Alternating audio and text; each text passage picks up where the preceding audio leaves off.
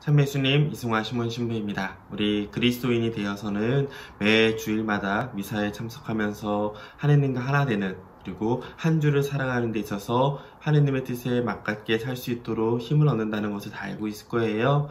예비자 유리 때 설명드린 것처럼 미사라는 것은 하느님과 인간의 가장 잘 맞는, 일치하는 순간이기 때문이죠.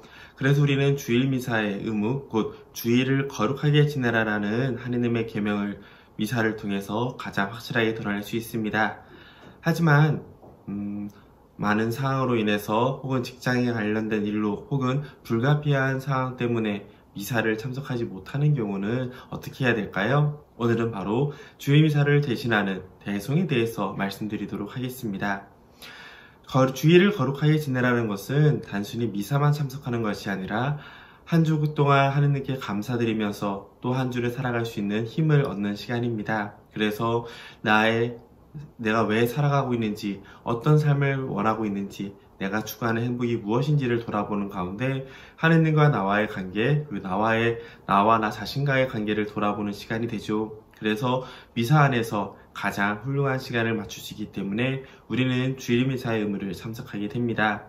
하지만 미사에 참석하지 못하는 불가피한 상황이 왔을 때는 대송이라고 해서 주일 미사의 의무를 대신할 수 있는 방법들이 있어요. 물론 악용되지 않도록 조심해야 되지만 지금처럼 코로나로 인해서 상황이 상당히 오기 어려운 상황, 혹은 내 몸이 안 좋아서 참석하기 어려운 상황, 혹은 직장 출장 등의 일로 인해서 참석하기 어려운 상황에는 다음과 같은 일을 하시면 됩니다. 첫째, 공소예절이라는 걸 하시면 되겠고요. 두 번째, 공소예절이 어렵다면 묵주기도를, 그리고 묵주기도도 어렵다면 세 번째로 선행, 그리고 주일 독서와 복음을 묵상하는 것을 추천드립니다. 중요한 것은 한 주 동안 하느님께 감사드리고 다시 나를 거룩하게 돌아볼 수 있는 시간이 중요하기 때문에 미사는 아니어도 미사와 준하는 하느님께 나아갈 수 있는 공소예절이라는 게 있는데요. 보통 성물방에 가서 이 기도서라는 걸 사시면 공소예절이라는 내용이 있습니다. 잠시만요. 네. 그래서 이렇게 공소예절이라는 게 있는데요. 물론 핸드폰에 있는 가톨릭 어플을 통해서 하셔도 되는데요. 공소예절은 말씀의 전례부터 시작을 해서 사제가 없는 공간에서 신자들끼리 함께 모여서 미사에 준하는 기도를 하는 방식입니다.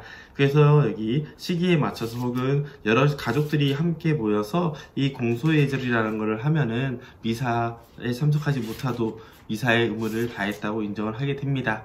그래서 이 공소예절을 하는 것이 제일 좋고요. 만약 이 기도소가 없어서 공소예절이 힘들다면, 물론 핸드폰에 있기 때문에 충분히 할 수 있겠지만 공소예절이 힘들다면 두 번째 방식으로 이 묵주를 항상 들고 다니면서 묵주 기도를 하시면 되겠어요. 그러면 사람들이 물어볼 거예요. 그러면 묵주 기도를 얼마나 해야 됩니까? 사실 5단 정도 갖추면 제일 좋지 않을까 싶은데요. 묵주 기도를 하면서 단순히 주님의 기도, 성모송, 영광송, 사도신경을 입으로만 그냥 앵무새처럼 따라하기보다는 묵주 기도 각 신비마다 담겨있는 예수님의 일생을 묵상하면서, 일생을 생각하면서 나와 하느님과의 관계를 돌아보면서 기도를 하신다면 더 의미가 있을 거예요. 만약 이 묵주기도도 어렵다면은 성물방에 가면 이 매일미사책이 있죠. 물론 가톨릭 어플에도 다 있습니다. 매일미사책에 가서 그 주일, 그날 복음이 아니라 예를 들어서 이번 주에는 29일이니까요. 29일 주일에 독서와 복음을 읽고 묵상하는 것도 하나의 방법이 됩니다. 그리고 또 하나, 착한 일. 이것은 내가 봤을 때 좋은 일이 아니라 하느님을 봤을 때 하느님께서 원하시는 일을 선행을 한 가지 하는 것도 대송의 조건이 된다고 해요. 물론 제일 좋은 거는 미사 안에서 하느님과 만나는 소중한 시간이겠지만 만약 미사가 어렵다면 이렇게 공소예절을 하시던지 묵주기도를 하시던지 독서와 복음을 읽던지 혹은 선행을 하는 식의 방식을 선택하면 되겠습니다. 다만 주의할 것은 사실 성당에 오지 않고 혼자서 기도해도 괜찮지라고 생각할 수 있지만 그럴수록 자꾸 유혹에 빠져서 대성으로만 대체하고 싶어하는 그런 교만이랄까요? 미사보다는 혼자 기도하는 게 더 좋아 라고 하면서 자칫 하느님과 함께하는 시간을 나만의 시간으로 넘어갈 위험성이 있습니다. 물론 하느님께 대한 올바른 신앙이 있고 정말 불가피한 상황이 계속 반복이 된다면 어쩔 수 없겠지만 자칫 나만의 신앙, 내가 만들어낸 하느님만을 바라보는 위험성에 빠질 수도 있다는 거 염두에 주시면 좋을 것 같아요. 또 하나 말씀을 드리자면, 예전에 사제가 한창 없었을 때, 그러니까 1900년대 초반 이럴 때겠죠. 그럴 때는 미사에 참석하지 못하더라도 주님의 기도 33번을 하면 된다라는 식으로 얘기가 있었습니다.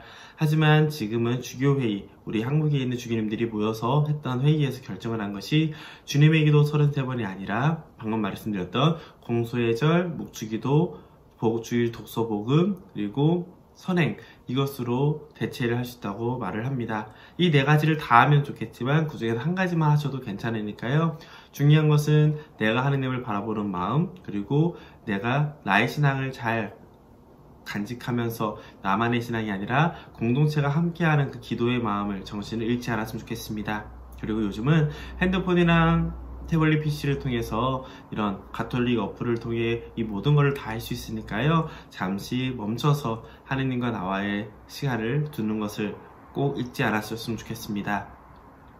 네, 지금 이제 또 코로나 상황이 어떻게 될지 모르는데요. 주일 미사, 방송으로 미사를 보면서 대성할 수 있었던 것은 한시적으로 올 초에 있었던 일이고, 지금은 방송으로 대체가 되지 않으니까요. 꼭 염두해 주시고 참고해 주시면 좋겠습니다. 그리고 만약 주교회의에서 결정이 나와서, 그리고 또 우리 교구장님께서 결정을 하셔서 방송 미사도 된다라고 허락이 된다면, 그때 또 방송미사를 참석하면 좋겠지만, 세례를 받은 이들은 방송미사라 현재로서는 감면되지 않는다는 것, 그리고 지금 말씀드렸던 대송의 방법들을 사용해야 된다는 것 잊지 않으시면 좋겠습니다.